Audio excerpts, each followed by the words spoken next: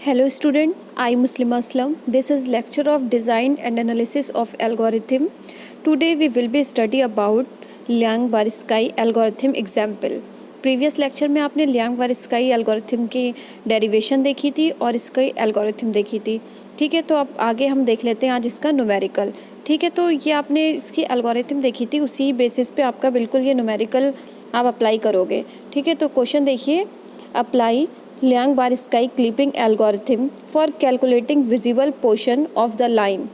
Line आपको दे रखी है 2,7 एंड 8,12। एक्स डब्ल्यू मिन और वाई डब्ल्यू मिन की वैल्यू आपको 5 दे रखी है। एक्स डब्ल्यू मैक्स और वाई डब्ल्यू मैक्स की वैल्यू आपको 10 दे रखी है। तो सबसे पहले आप क्या करोगे, सोल्यूशन देखिए। सबसे पहले आप एक ग्राफ बनाओगे। ठीक है, आपने एक ग्राफ बनाया, उस ग्राफ पे विंडो ली, आपने विंडो ली। अब विंडो की इसने पॉइंट दे रखी, विंडो की जो लिमिट है फोर साइड की, वो लिमिट इसने दे रखी है। जो मिनिमम वैल्यू है वो 5 दे रखी है, मैक्सिमम वैल्यू जो दे रखी है वो 10 दे रखी है। तो हमें पता है डायगनली हम जब देखते हैं, डायगनली वो क्या कहता है, एक्स डब्ल्यू मैक्स और वाई डब्ल्यू, जब डायगनली आप इसको चेक करोगे तो वो क्या बोलेगा, एक्स डब्ल्यू मिन और वाई डब्ल्यू मैक्स। और नीचे आपका क्या होता है, लेफ़्ट साइड के कॉर्नर में वो होता है एक्स डब्ल्यू मिन होता है, वाई डब्ल्यू मैक्स होता है। राइट साइड के कॉर्नर में बॉटम में देखिए, बॉटम में आपका होता है एक्स डब्ल्यू मैक्स और वाई डब्ल्यू मिन। तो हमने एक्स डब्ल्यू मिन की वैल्यू ऊपर कॉर्नर पे रखी है 5,10 और नीचे रखी है 10,5। और इधर जो राइट साइड के डायगनली देखते हैं तो ये क्या होता है, मैक्स मैक्स और मिन मिन। तो ऊपर होता है राइट साइड के बॉटम में, राइट साइड के आप टॉप पे देखिए 10,10 और मिन लेफ़्ट साइड के बॉटम में देखिए 5,5।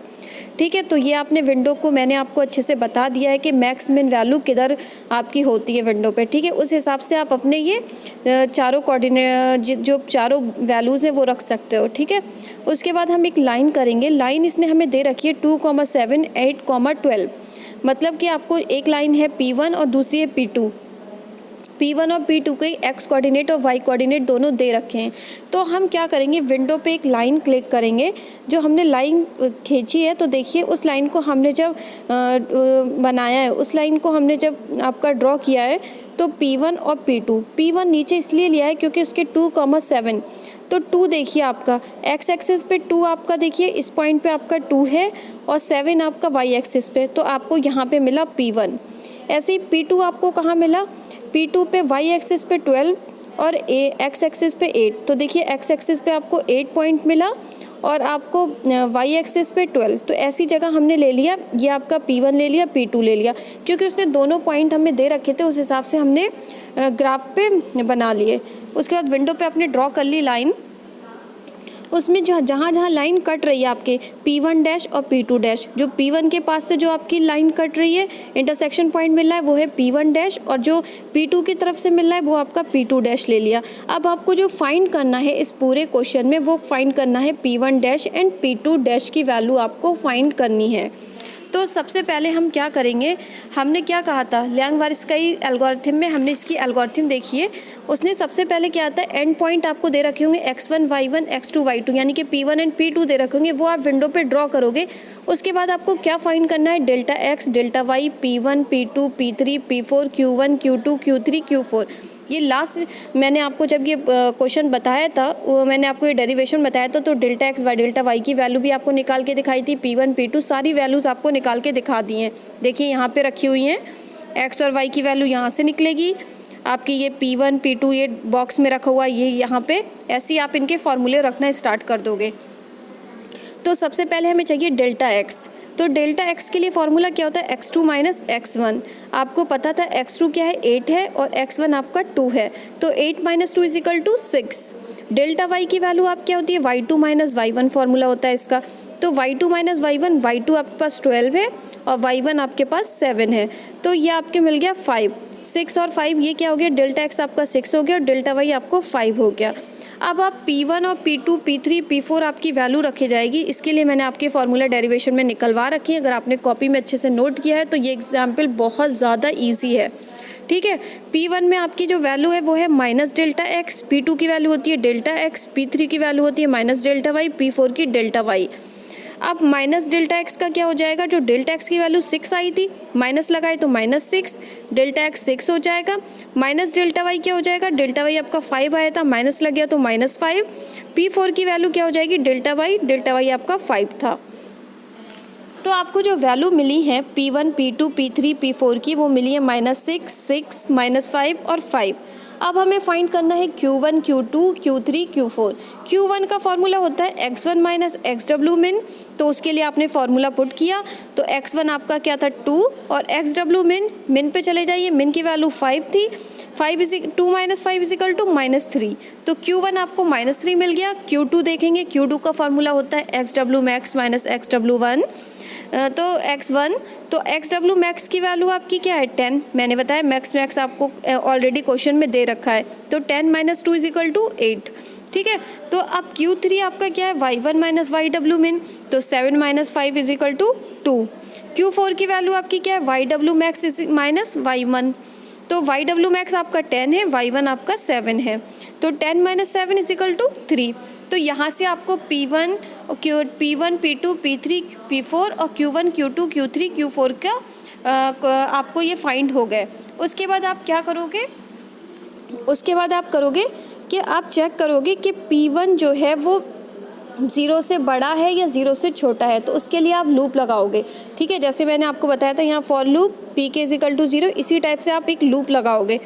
जब आप लूप लगाओगे तो क्या देखोगे, फॉर P छोटा है 0 से, मतलब 0 बड़ा है, तो ऐसी कौन सी कंडीशन है P की जहाँ पे P आपका लेस है 0 से, तो वो है -6 और -5, दो वैल्यूज़ ऐसी थी, यानी कि P1 और P3 में ही आपकी वैल्यू जो 0 के मतलब P से छोटी थी, -6 और -5, मतलब लेस वैल्यूज़ हैं, तो आपकी 0 हो गई। तो यहाँ पे यानी कि 0 पे क्या मिला, P1 और P3, यानी कि यहाँ पे इसकी वैल्यू ये -6 और -5 मिली आपको। तो इस पे आप क्या करोगे, T1 क्या कहता है, T1 कब लगता है, जब 0 आपका बड़ा हो P से, जब 0 आपका P से बड़ा हो तब क्या लगता है T1 फाइंड होता है। तो T1 फाइंड करने के लिए हम उसके लिए मैंने फॉर्मूला आपको बताया था। अब हम निकालेंगे R K की वैल्यू, K तो मैंने बताया था काउंटिंग नंबर के लिए है, तो R K 1, तो हमें P1 और P3 लिखना है, तो R K 1, तो Q1 P1 क्या है -6 और P1 है -3।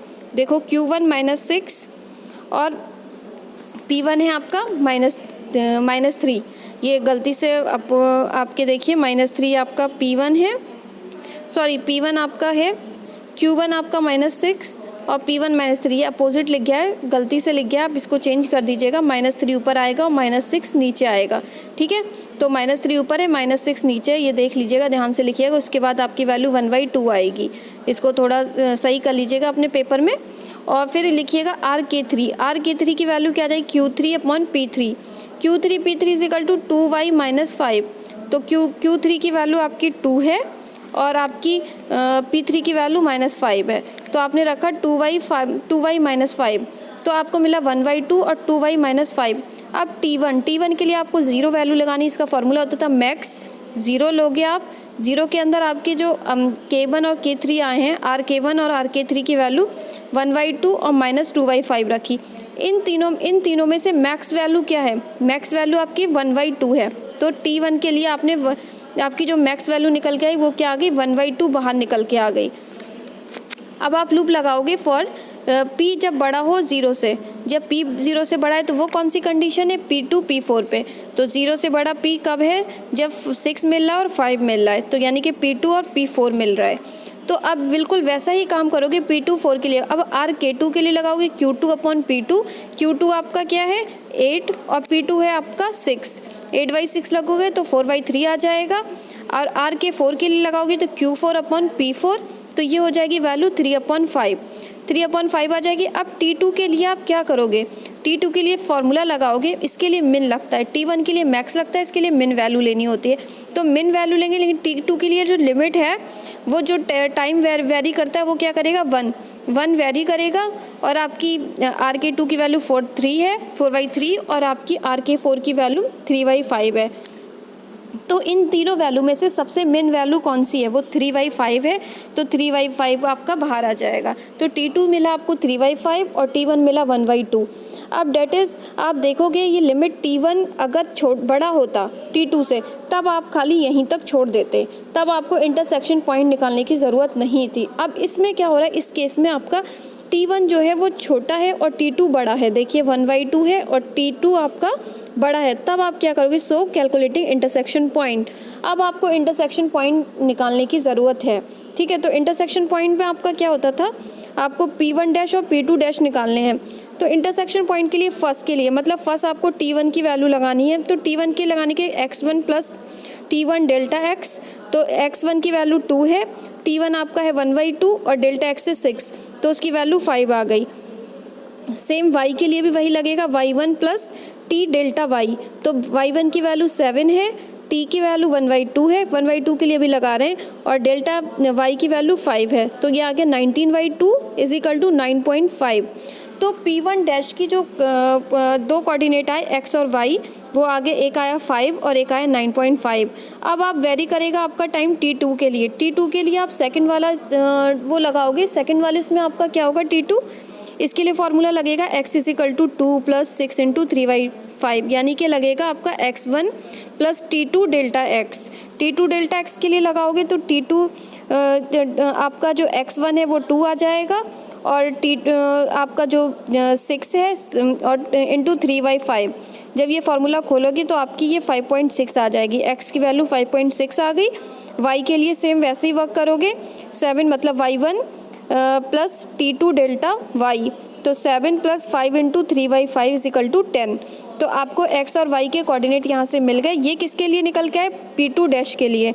तो P1 और P2 डैश की वैल्यू निकल के आ गई। P1 डैश पे आपकी वैल्यूज आई 5.9.5, P2 डैश पे आपकी वैल्यू निकल के आई 5.6, 10। तो 2 पॉइंट आपको मिल गए, ये इंटरसेक्शन वाले पॉइंट आपको मिल गए, आपका क्वेश्चन आपका परफॉर्म हो गया, मतलब ये आपका आंसर है। तो आप देखिए कि आपने ये कैसे निकाला। जब मैंने लास्ट टाइम आपको एल्गोरिथम में बताया था कि अगर आपका T1 अगर छोटा तो लाइन आपकी कंप्लीट हो जाती है, आउटसाइड रिजेक्ट हो जाता है। तो अगर ये हुआ नहीं तो, और तब आपने ये अगर T2 बड़ा हो गया, तब T2 बड़ा होगा तो x y की वैल्यू फाइंड करनी होगी।